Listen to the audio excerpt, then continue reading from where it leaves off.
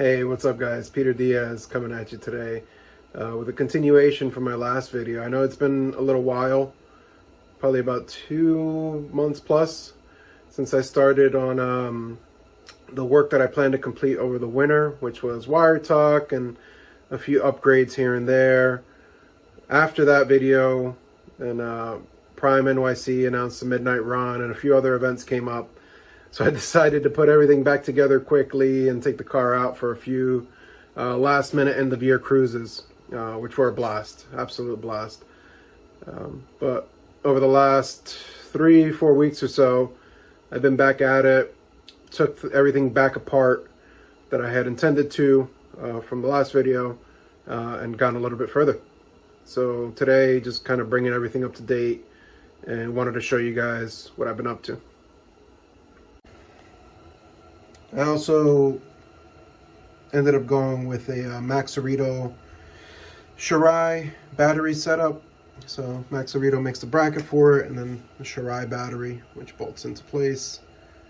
So that got done, and then I'm ended up moving the igniter. The bracket's currently out for powder coating, but it'll end up going in this space here. My cooling plate's also currently out for powder coating, so that's why this is hanging. But yeah, and then I gotta do some touch-up paint on the old bracket that got all banged up from just having things bolted to it, and also was gonna take advantage and scuff these lines, get them ready for paint, hit them with a quick touch-up paint, nothing crazy, just, you know, cleaning it up. Installed the Flows brake booster with a smaller booster, just aesthetically cleans it up a bit. A buddy of mine runs this on his car. He's been super happy with it, so decided to pull the trigger on that. And also gonna redo the paint on those brake lines. Now, I used to have the factory harness that goes over the top running through there, running over the top and kind of down low and tucked away. I decided, since I don't run the heater core in my car, to just pull that harness back through. I'm also pulling the vacuum line through that comes off the engine. So this is the vacuum line that connects to the booster from the engine, and ran that back into the car through the behind the firewall, and it'll pop out through the heater core holes. So still in process, got more touching up to do, more tidying up to do, painting and whatnot, making sure it all looks good, but the concept is there. Just keeping, you know, removing things from the engine bay, trying to make it look as tucked as possible. I also started upgrading some of the lines to braided lines, just again, this is more for aesthetics, but I had, where is it? Some other line that used to go down for the overflow tank, and it just didn't like it. It got discolored with heat for whatever reason. So I went with some nylon braided hose and some nice clamp ends just to clean up the look.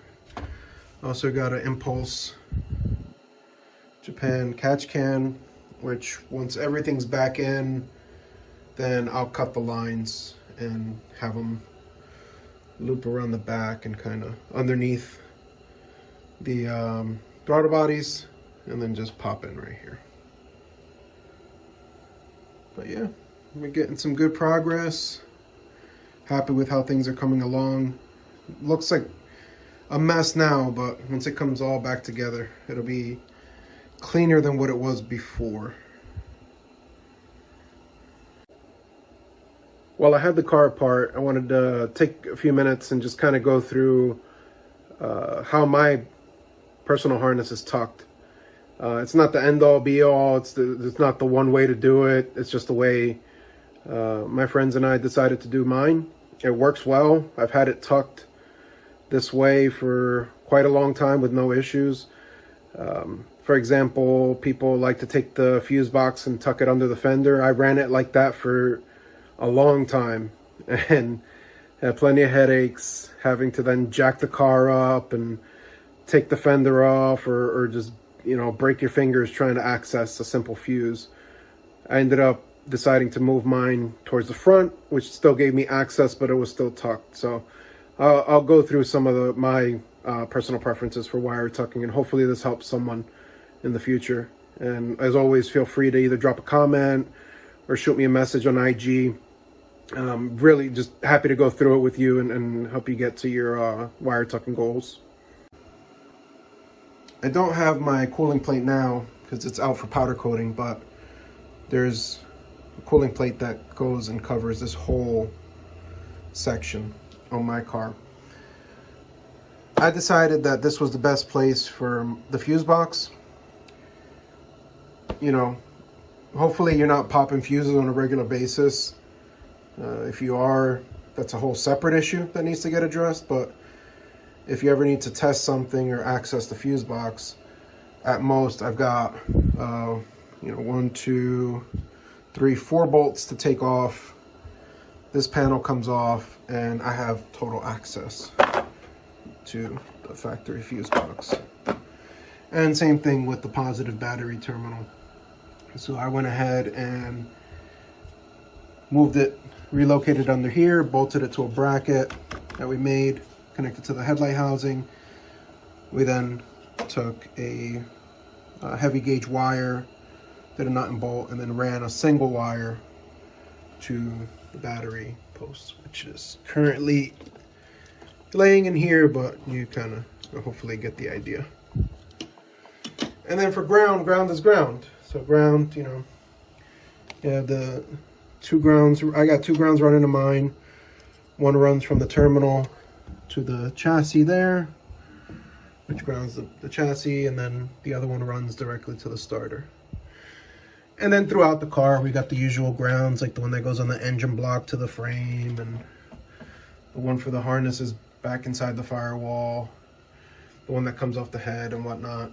So all of those are super easy to, you just find points that are down low and easy enough to access so that you accomplish the goal of grounding the engine, but also keeping it out of sight. And as you can see, I'm trying my best to flash a light here, but harness is there, or fuse box is there.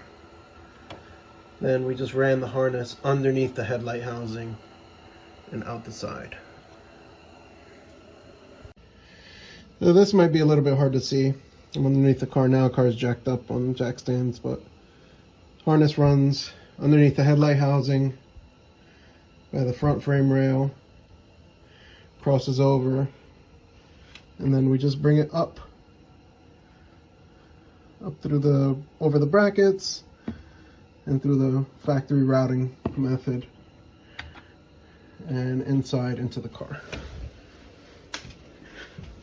So the whole harness, we just have it running inside through there.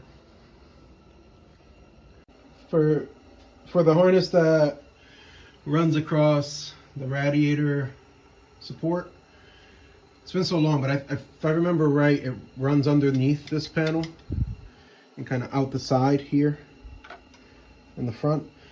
This one's just as simple as running it through behind. So you just throw it behind the rad support, and the only wire we bring back out is the power wire for the alternator. You just run it down low through the frame rail, bumper opening. Again, just keeping everything down low, and once it does run through, make sure you loom it or cover it in some way so that it just blends in. And for this side, you just run it through the top, again underneath the headlight housing, off to the side, and then it just runs under the fender into the car, same way the other side does. In mine, we ended up extending the wires kind of like in this corner, and it's just as simple as adding a similar gauge wire to the harness and using high quality You can solder them. I'm sure that's any electrical professional is going to say solder and whatnot. We ended up just using high quality butt connectors, low profile metal ones, and heat shrink wrap. I'll show you the ones that I use. These are all different gauges. So you just use that to make your wire connections, and then just use some insulated shrink sleeve, the one that brings the glue in it, so that once you shrink it down, glue comes out on the ends and seals it up. I've been running like that for a decade plus, and have done other cars that have been running like that for decades with absolutely zero issues related to that. But yeah, so yeah, extension in this corner, and same thing in this corner. The extension harness kind of happened somewhere in here, where you snip that end, you snip this end, and then you just run similar gauge wiring. For a lot of it, I just used old harnesses from either SR5s that we stripped through the years, or cars that were totaled and no longer usable, where we stripped the harnesses out of them and use as much similar, if not identical, wiring as possible. So it made the swap super easy, and everything runs great. So bottom line, for the factory harness that runs out this way, you want to throw it behind underneath the fender. Highly recommend relocating your fuse boxes to the front so you have quick access. Run the rest of the harness through the front outside, and underneath the fenders, pop out whatever lines you need through the frame rails in the front. And for the harness that runs through the back, you just run it behind the firewall. Now if you run full heat and cooling, it could be a lot more difficult. I don't, so mine was super simple. It's just a matter of getting the harness in there and you know, connecting it.